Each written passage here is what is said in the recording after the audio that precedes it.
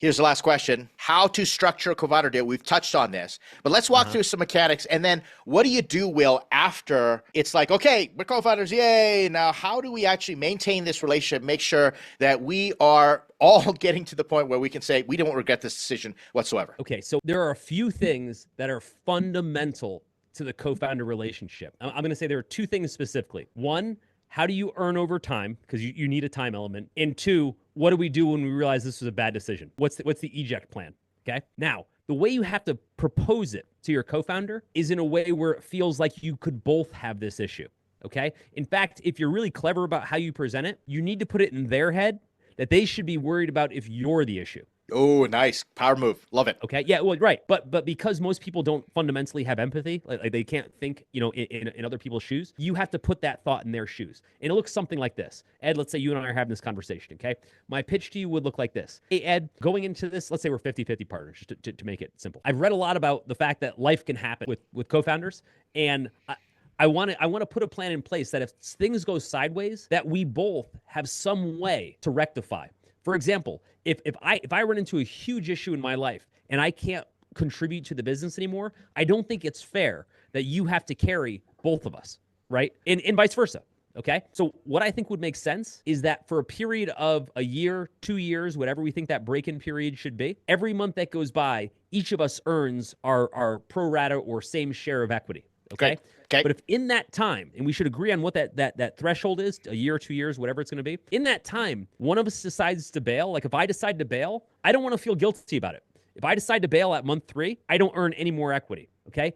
And we both agree that unless both of us stick it out, we do not have the same amount of equity. I can't work for 3 months and then say, cool, I own 50% of the company. Now work for the rest of your life on my behalf, right? That would be a dick move. And there's no way you should agree to that. You see what I'm saying with the way I'm presenting that? I totally see it. I like the way that you're making it collaborative. Like we're in this together. Let's talk about it together. Yep. If I present it as, Ed, I'm not sure if you're going to stick around, and I don't want to get screwed if you do. So I want to make sure if you do anything wrong, I get your equity, right?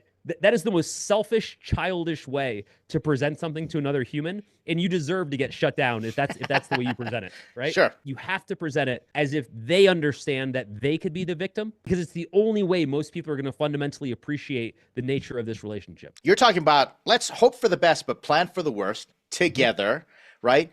And now we're taking for granted. These are some of the mechanics we want all the founders to look at. And again, this is just so that if you're listening to this clip unto itself, look up vesting schedule, cliffs, partnership, co-founder, operating agreements. Paperwork is extremely important. So not only that, Will, I can have that conversation with you, but then what would make me feel safe is let's write it down. Let's agree on a piece of documentation so that later on, if it comes up and I'm like, I don't think that's what you said or I didn't interpret it, we can go back to a piece of paper. That kind of helps as well, really undergird this relationship the way that we're structuring it. Correct. And I think the way you described that, Ed, where you said it's kind of like we're planning the divorce when we start the marriage, that's exactly the way that business partner that I mentioned that he and I would race to work, that's the way he presented it to me.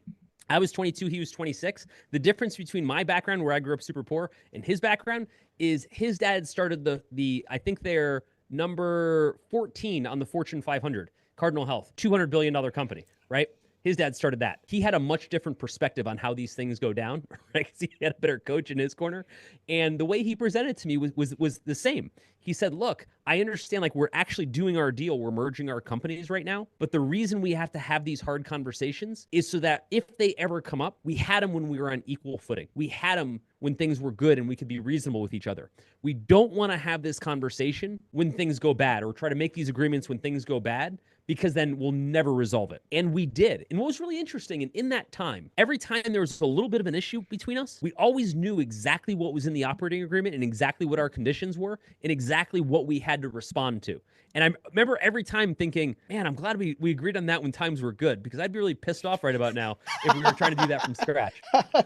You bring up a really great point. Now I'm going to go back to marriage. Well, fun fact, some might be horrified, but I actually, when courting my wife and we were engaged and we were talking through all the different things, we talked about all the stuff like where are we going to vacation. Like we actually went for premarital counseling and we talked about all these things, and then we agreed. We individually, we picks people to say, if things go wrong, who would we go to get help from? And then we picked someone mutually between us. Love it. And said, Arbitrary. we both trust this person, right? Yep. And Yep. if I'm not listening, you can go to that person and they can come kick my ass, you know, and vice versa. And then if we're both an impasse, we'll go to this person and we'll agree we'll do whatever they say. And we actually made that agreement. I love Will, what's crazy, Will, we've never had to do it. That's the point, though, right? You both know what the conditions as well as the response are. So you can look at that and say, okay, I understand like how to get out of this, so to speak, or how this will go. What you don't want is to have never had that conversation and have two totally different ideas of how this thing gets resolved. That's painful. I'm going to twist your rubber arm for 2 questions. One comes from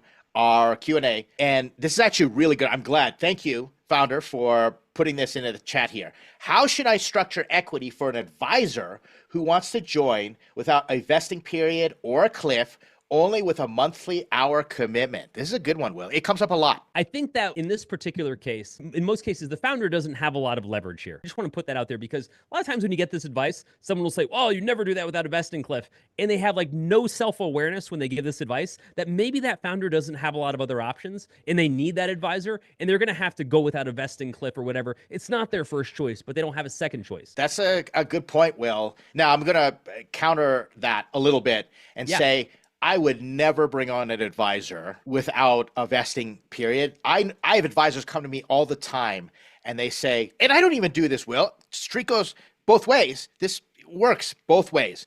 I would never ask a founder to give me shares right out of the gate because it just implies there's so many implications to it. If an advisor came to me and I said, I'd really like your advice, and they said, well, I just want, you know, half a point of your company right away, I'd be like, no, thank you. How about I just pay you hourly or figure out when I can do that? That's literally what I would do. Chances are this founder, like 99% of founders, doesn't have the cash to pay them hourly. Yeah. Right. You know, so that's always tricky. The second thing is they're an advisor. There's someone you're trying to court and bring in. So you're trying to lower friction, not increase friction, which is always an issue, right? Most people don't have their choice of any advisor they want. They kind of get what they get. Similar to investors. Like when people give the advice to say, you should choose only the best investors. It's like, dude, only one person's even remotely interested in investing in my company. Like the last thing I'm worried about right now is choosing the best investors. I'm worried about having any at all. But my point here is, I think what we're really talking about, Ed, is being able to go back to this advisor and make an equitable offer, make an equitable counter. Negotiate. Okay? So exactly. A couple ways to do that. One way could be, would you be willing to invest for a short period, just for a few months, so we can have a little bit of a break-in period to make sure both of us like working with each other,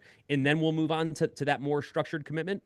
Now, the advisor's typically going to say, well, no, my time has value and I want my time paid for. And what you say is, I get that. It does have value. But we both need to make sure that this was a good idea for both of us. Give me a little bit of time. Give me 90 days before I start paying out. Because here's what's going to happen. In 50% of the cases, they're not even going to make it to the 90th day. Here's why. It's so easy to say, I'll give good advice, I'll give good whatever.